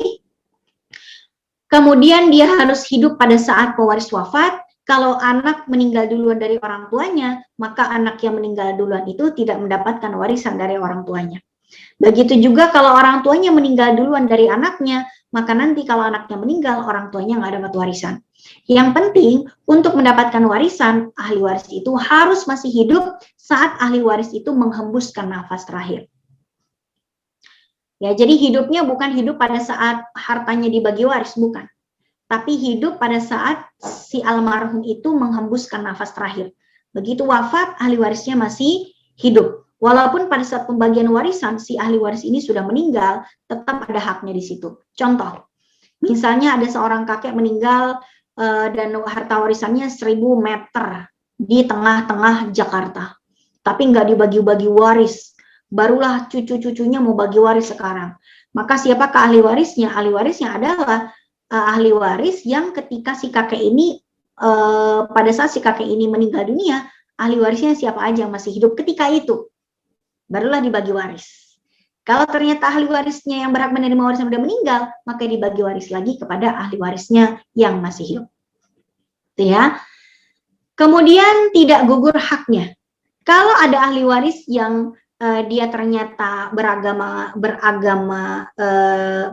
non muslim, ya, saat si pewaris meninggal dunia, ahli warisnya beragama non muslim, maka nggak dapat warisan. Atau misalnya ahli warisnya membunuh, ada seorang anak yang nggak sabar dapat warisan, dia bunuh bapaknya. Nah ini maka anak yang si pembunuh ini dicoret dari ahli waris, dia tidak mendapatkan apapun. Kemudian yang terakhir, ahli warisnya bukan budak, karena budak itu tidak bisa menerima warisan, karena dia sendiri dianggap harta benda. Dan zaman sekarang sudah tidak ada perbudakan, alhamdulillah. Berikutnya tidak terhijab, artinya ahli waris ini tidak terhalang haknya dengan adanya ahli waris lain yang lebih dekat nasabnya dengan almarhum. Siapa saja ahli waris? Ada 22 pihak, saya akan agak ngebut ya, karena waktu kita sudah mau habis. Ahli waris ini ada 22 pihak yang kita bagi menjadi dua macam, internal dan eksternal. Maksudnya internal itu adalah ahli waris inti, yang pasti dapat warisan, ya. Jadi dia itu pasti dapat warisan, kecuali kalau dia tadi ya kafir, membunuh, dan lain sebagainya. Tapi kalau tidak terhalang haknya, maka ahli waris internal pasti dapat warisan, tidak pernah terhalang, ya, tidak mungkin terhalangi, dan hanya ada 6 pihak saja. Nanti kita akan bahas siapa saja. Sedangkan ahli waris eksternal ini adalah ahli waris cadangan. Kalau ada satu saja di antara 6 pihak internal yang tidak ada dalam daftar ahli waris, maka bisa saja mereka mengambil tempat untuk mendapatkan warisan.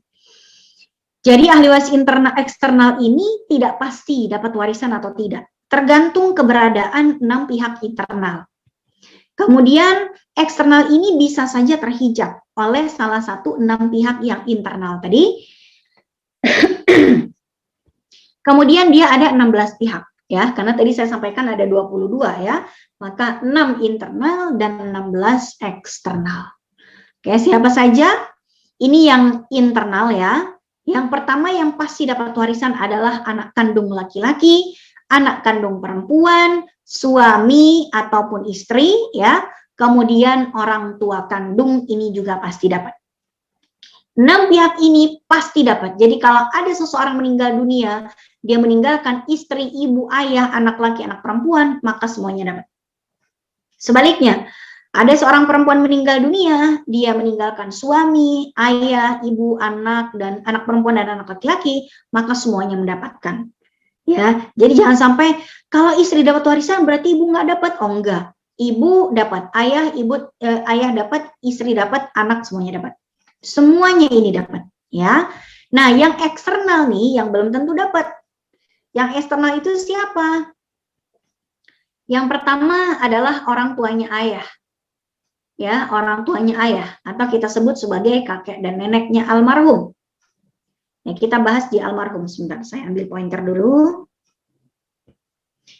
Ini almarhum jamaah sekalian, ada orang meninggal dunia ya. Ini nomor 1 sampai 6 adalah pihak internal yang tadi kita sebutkan. Sekarang kita akan bahas eksternal. Pertama adalah ayahnya ayah, ini kakek. Kemudian ibunya ayah, ini ibu, neneknya almarhum ya, neneknya almarhum. Jadi kalau kita bilang ibunya ayahnya siapa? Selalu merujuknya kepada almarhum. Kemudian berikutnya, almarhum juga punya saudara seayah seibu. Jadi abang atau adik kandung laki-laki. Kemudian yang jadi eksternal juga adik atau mbak, adik perempuan atau mbak kandung. Ini juga bisa menjadi ahli waris eksternal. Kemudian abang seayah, abang seayah, atau adik laki-laki seayah beda ibu. Kemudian mbak seayah beda ibu. Kemudian keponakan laki-laki, ya, keponakan laki-laki dari abang, baik abang seayah atau abang sekandung, bukan abang seibu beda ayah ya, tapi abang sekandung seayah seibu atau abang yang seayah beda ibu. Kalau mereka punya anak laki-laki, maka inilah masuk dalam kategori ahli waris eksternal atau cadangan. Berikutnya, kalau ayah punya, ayahnya siapa? Ayahnya almarhum selalu ya. Kalau ayahnya almarhum punya abang kandung, ini berarti pamannya almarhum ya, paman kandungnya almarhum, ini juga bisa menjadi ahli waris cadangan. Kemudian kalau misalnya ayahnya almarhum punya saudara seayah beda ibu, ini juga paman seayah kita bilang ya, ini juga bisa menjadi ahli waris. Kemudian berikutnya adalah ibnu am syakik. Ya, kalau paman itu punya anak, nah ini dia nih nomor 17-18, kalau paman kandung dan paman seayah punya anak, maka ini adalah sepupunya almarhum bisa menjadi ahli waris. Sepupu dari jalur ayah, bukan sepupu dari jalur ibu. Ini sepupu dari jalur ibu nggak dapat. Yang dapat adalah sepupu dari jalur ayah, ini adalah calon ahli waris cadangan. Berikutnya lagi, nah ini sekarang ke bawah ya, cucu laki-laki dari anak laki-laki. Ini adalah ahli waris cadangan juga, ya. Harus datangnya dari anak laki-laki nih. Sedangkan cucu dari anak perempuan itu bukan ahli waris. Jadi kalau almarhum meninggal dunia, dia punya anak laki-laki dan punya cucu dari anak perempuan. Cucu dari anak perempuan itu bukan ahli waris. Yang ahli waris adalah cucu dari anak laki-lakinya saja. Karena ini bin ini. Ya, jadi nasabnya bersambung. Tapi kalau anak perempuan punya anak, anaknya dia itu bin ke ayahnya ayahnya. Jadi nggak tersambung kepada almarhum. Jadi ini nggak dapat warisan. Ya, nggak dapat warisan nih, anak dari anak perempuan. Berikutnya, ibunya ibu. Almarhum punya ibu. Tapi ibunya udah meninggal dan ibunya punya ibu lagi, yaitu adalah nenek dari jalur ibu, ini mendapat warisan. Tapi ayahnya ibu itu nggak dapat warisan. Jadi kakek yang dapat warisan itu cuman kakek dari jalur ayah, sedangkan kakek dari jalur ibu malah nggak dapat warisan. Nenek dari kedua belah pihak itu dapat warisan. Tapi kakek yang dapat warisan cuman yang dari jalur ayah saja. Ya, kakek yang sebelah sini, ayahnya ibu bukan ahli waris. Berikutnya yang terakhir adalah saudara seibu atau saudari seibu. Abang atau mbak yang seibu beda ayah. Jadi misalnya almarhum ini punya ibu yang menikah 2 kali. Ya, punya ibu yang menikah 2 kali. Dari suami yang pertama lahirlah almarhum, dari suami yang kedua lahirlah abang dan mbaknya. Nah, ini ya, maka dia ini bisa menjadi ahli waris buat abang yang seibu beda ayah. Itu ya. Inilah 22 pihak yang menjadi ahli waris. Ada ahli waris inti, ada ahli waris cadangan. Oke. Baik, jamaah sekalian, sudah jam 11:35 menit. Mungkin kita tutup dulu ya. Kita lanjutkan di waktu yang akan datang. Jika ada pertanyaan, silakan ditanyakan. Alhamdulillah, ini sudah ada 5 pertanyaan, Ustazah. Mau dijawab semuanya atau sebagian? Nanti sebagian lagi bisa mungkin bisa lewat WhatsApp kami tanyakan, seperti itu. Kalau udah lewat WhatsApp, saya nggak akan kejauhan, karena di WhatsApp ada ratusan pertanyaan. Baik, ini saya pilih ya Ustazah, saya pilih salah satu. 5 pertanyaan ya. Ya udah nggak apa-apa, kita jawab semua. Boleh. Cuma 5 ya. Oke. Dari Ibu Ati Wasiati, Ustazah, ibunda sudah janda wafat meninggalkan perhiasan emas kain-kain bagus, ini masuk dalam harta waris, bisa dibagikan kepada anak perempuan saja atau kepada semua anak laki-laki juga. Bagaimana membaginya? Gini, almarhumah itu kan punya sekian banyak harta, ya kan? Jadi hartanya almarhumah dikumpulkan aja semua. Misalnya ada kain bagus, ada emas, ada tanah, ada apapun. Pokoknya semua harta benda yang dimiliki oleh almarhumah. Ya, ada misalnya almarhumah pernah dikasih oleh ayahnya mobil gitu ya. Ya udah, mobil juga termasuk harta warisan. Atau misalnya almarhumah dari orang tuanya dulu pernah punya tanah, ya itu juga digabungkan aja semuanya. Jadi semua harta milik almarhumah itu digabung jadi satu, lalu kemudian dibagi waris. Bagaimana cara bagi warisnya? Silakan diatur siapa dapat apa. Yang penting nilainya harus setara, anak laki-laki 2 kali lipat dari anak perempuan. Soal misalnya anak perempuan dapat emas, anak laki-laki dapat tanah, silakan diatur. Yang penting antara tanah yang didapatkan oleh anak laki-laki itu nilainya adalah 2 kali lipat dari emas yang dimiliki anak perempuan. Tapi kalau jumlah emasnya lebih besar daripada tanah, ya berarti mungkin anak laki yang dapat emas, yang anak perempuan yang dapat tanah, dan lain sebagainya. Pokoknya porsinya anak laki-laki 2 kali lipat dibanding anak perempuan, gitu ya. Misalnya almarhumah sudah nggak punya suami, kan udah janda tadi kan. Almarhumah nggak punya harta-harta apapun lainnya, dia cuma punya kain sama emas doang. Tapi kita nih anaknya ibu, anaknya almarhumah, nggak cuma anak perempuan, anak laki. Ya udah, berarti anak laki masa nggak dapat warisan juga? Dapat juga. Tapi masa anak laki dapat emas sih? Ya kenapa enggak? Emas tidak hanya dibutuhkan oleh perempuan, emas juga dibutuhkan oleh laki-laki. Tapi kan ini emas perhiasan, bukan emas batangan. Iya kan, abangnya punya istri, abangnya punya anak perempuan, ya kan? Jadi tetap dapat warisan ya. Jadi kalau misalnya almarhumah hanya meninggalkan harta emas dan kain-kain itu, ya dibagilah warisannya. Ya, hari warisnya siapa? Anak laki, anak perempuan. Ya udah dibagilah.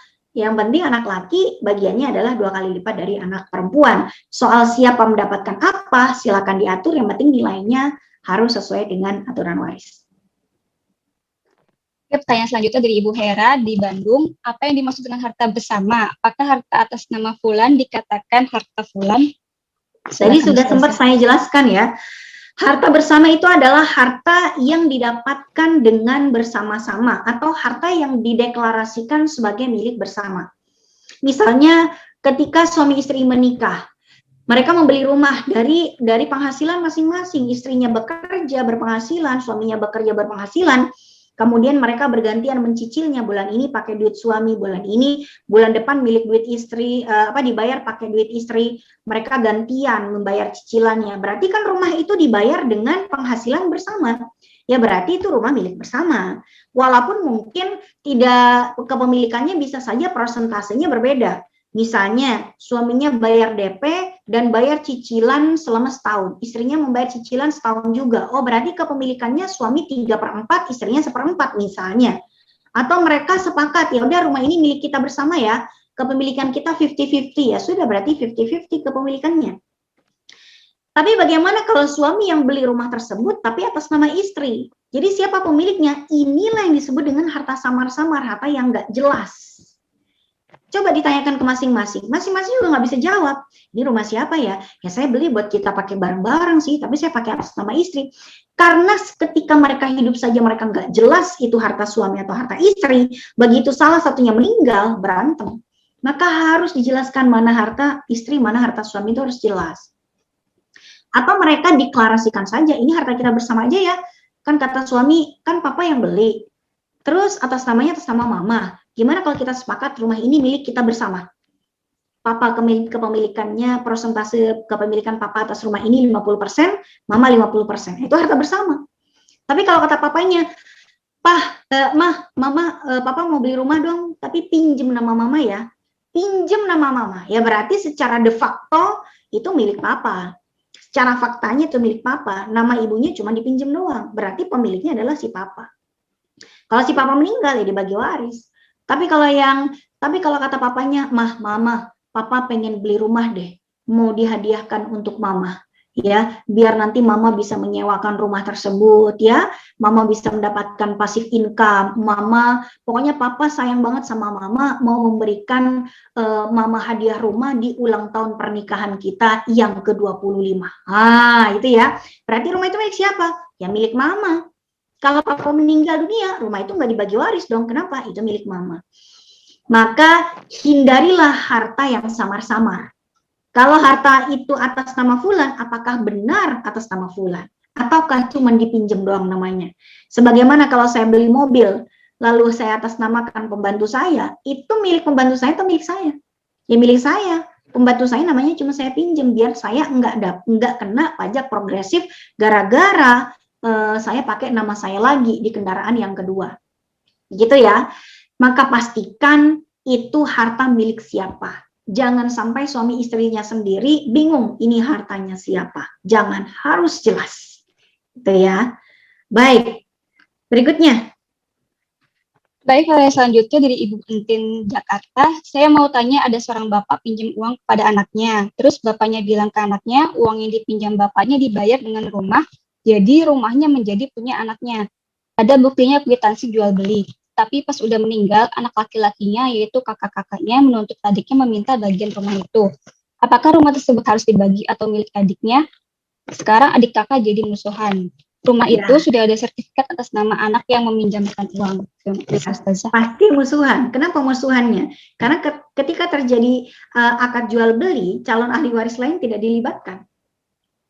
Harusnya yang dilakukan oleh ayah dan anak tersebut mengumpulkan semuanya, semua anak-anaknya dikumpulkan, ya. Anak-anak papa yang tersayang, papa punya utang sama kakak sulung kalian ini, ya, atau anak bungsu misalnya ya. Anak-anak papa sekalian A, B, C, D, E, ya, papa punya utang sama adik bungsu kalian nih, si E ini nih, ya, papa punya utang sama dia ratusan juta, papa nggak sanggup bayar. Jadi papa akan bayar dengan rumah milik bapak. Rumah milik bapak. Jadi papa ingin bayar. Jadi per hari ini rumah papa yang ada di alamat jalan ini nomor sekian, ini adalah rumah milik adik bungsu kalian. Karena papa akan membayar hutang papa dengan cara membayarnya dalam bentuk rumah. Papa akan urus sertifikatnya dan surat-suratnya. Jadi ingat ya, kalau papa meninggal nanti rumah itu jangan dibagi waris karena itu udah milik adik bungsu kalian. Atas hutang-hutang yang dia pinjamkan pada papa. Dan sekarang papa menebusnya. Harusnya seperti itu, komunikatif harusnya. Maka nanti kalau papanya meninggal dunia, abang-abang ini tidak menuntut si adik. Karena mereka sudah dikasih insight, sudah dikasih knowledge gitu ya, dikasih tahu.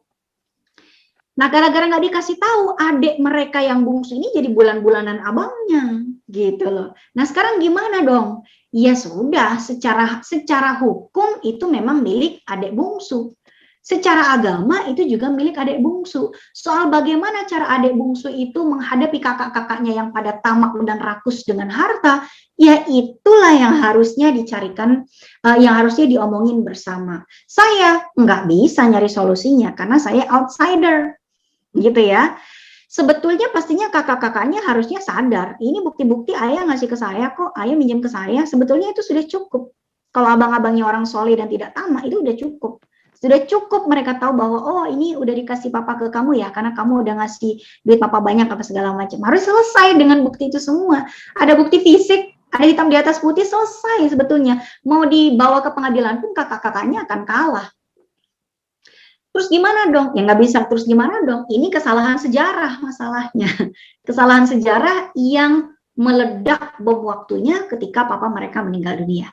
Jadi silakan diatur bagaimana baiknya, diobrolin, dikomunikasikan yang baik antar sesama keluarga, antara kakak dan adik. Tapi secara hukum agama dan secara hukum negara, itu rumah sudah menjadi milik si adik. Baik, pertanyaan terakhir Ustazah. Dari Ibu Wara dari Bekasi, Ustazah, kalau saya membeli sebidang tanah tapi di atas nama suami, kalau dibagi waris itu atas nama saya atau sama suami? Maksudnya dibagi pada waktu. Pertanyaannya, mumpung ibu yang beli masih hidup, ibu beli tanah itu untuk ibu miliki atau untuk ibu hadiahkan ke suami? Itu pertanyaannya bisa jawab cuma ibu, saya nggak tahu. Karena yang tahu ibu sendiri. Jadi sama aja kayak gini, Ustazah, saya beli handphone, tapi handphone saya atasnamakan suami deh, tapi saya yang make. Ntar kalau saya meninggal, ini jatuh ke siapa? Ya nggak bisa ditanyain ke orang, yang tahu saya beli buat siapa nih HP, gitu. Maka si ibu ini kalau beli tanah, di atasnamakan suami, maksudnya di atasnamakan itu dihadiahkan dan diberikan pada suami, atau cuma iseng-iseng doang minjem nama suami, yang tahu jawabannya cuma ibu yang beli. Atasnamakan aja Ustazah supaya nggak ribet ngurus surat-surat maksudnya. Berarti ibu tidak punya niatan untuk menghadiahkan pada suami? Tidak, cuman supaya dia yang... Berarti itu milik ibu. Jadi nanti kalau dibagi waris itu waris atas nama saya atau waris atas nama suami? Itu warisan ibu, cuman ibu memasang bom waktu di situ. Oh. Kalau nanti ibu meninggal dunia, anak-anak ibu bisa berantem.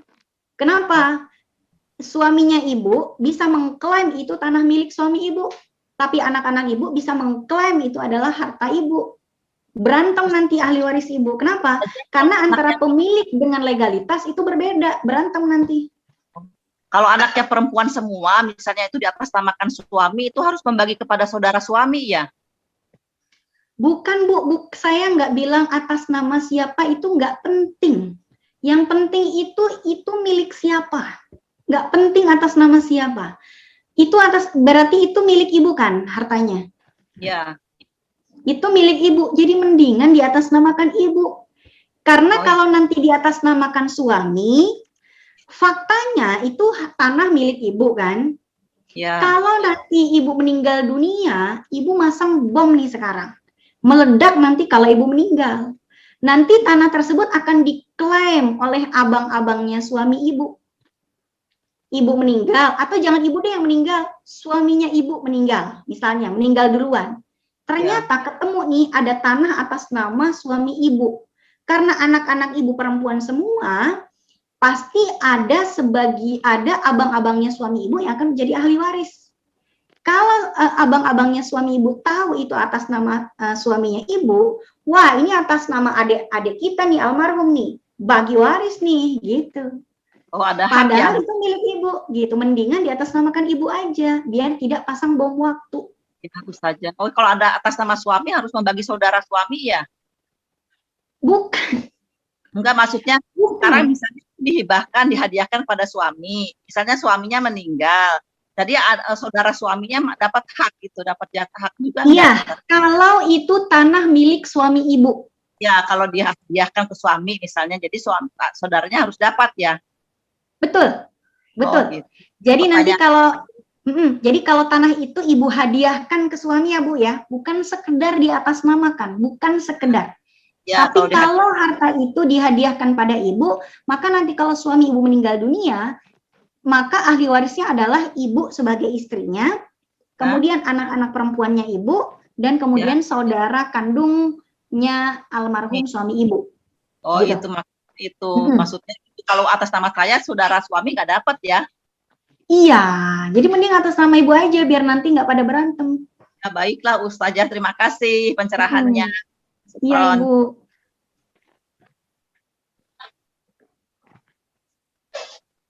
Alhamdulillah, itu adalah pertanyaan terakhir untuk kajian kita hari ini. Terima kasih jazakallahu khairan Ustazah untuk ilmu yang disampaikan, semoga menjadi amal jariah untuk Ustazah, dan semoga Allah Subhanahu wa taala senantiasa melimpahkan rahmatnya, kesehatan dan keselamatan untuk Ustazah dan keluarga. Nah, selanjutnya kami mempersilakan Ustazah untuk menyampaikan doa bersama. Oke, baik. Alhamdulillah kajian kita sudah selesai, mudah-mudahan bermanfaat untuk kita semua. Semoga harta kita tidak menjadi sumber fitnah yang menjadi perpecahan di dalam syariat, di dalam keluarga kita sendiri. Mari kita sama-sama berdoa agar semoga Allah mengabulkan semua hajat kita. Bismillahirrahmanirrahim. Hamdan yuafi ni'amahu wa yukafi mazidah. Ya Rabbana lakal hamdu kama yanbaghi li jalali wajhikal karim wa 'azimi sultanik. Rabbana taqabbal minna salatana wa siyamana wa ruku'ana wa sujudana wa takhasyu'ana wa tadarru'ana wa tamim taqsirana ya Allah ya arhamar rahimin. Rabbana anfa'na bima 'allamtana wa 'allimna ma yanfa'una warzuqna 'uluman tanfa'una. Rabbana yassir wa la tu'assir. Rabbana tammim bil khair. Rabbana zalamna anfusana wa illam taghfir lana wa tarhamna lanakunanna minal khasirin. Allahumma kfina bihalalika an haramik wa bi ta'atika an ma'siyatik wa bi fadlika amman siwak. Rabbana atina fid dunya hasanah wa fil akhirati hasanah wa qina azaban nar. Subhana rabbika rabbil izzati amma yasifun wa salamun alal mursalin walhamdulillahi rabbil alamin. Assalamualaikum warahmatullahi wabarakatuh. Waalaikumsalam warahmatullahi wabarakatuh. Saya ingin mengajak sahabat manis untuk berkontribusi dalam kegiatan dakwah DKM Akal Islamic Center dengan menyalurkan sebagian rezekinya melalui rekening BNI Syariah di nomor 6070011256 atas nama Yayasan Pusat Peradaban Islam. Nah, alhamdulillah kita sudah sampai di akhir acara. Sampai jumpa di kajian manis pekan depan. Saya selaku MC pamit undur diri. Mohon maaf atas segala perkataan dan sikap yang kurang berkenan. Mari kita akhiri kajian hari ini dengan membaca hamdalah, alhamdulillahirabbil alamin, istighfar, astagfirullahaladzim, dan doa kafaratul majelis. Subhanaka Allahumma wa bihamdika asyhadu alla ilaha illa anta astaghfiruka wa atubu ilaik. Wassalamualaikum warahmatullahi wabarakatuh.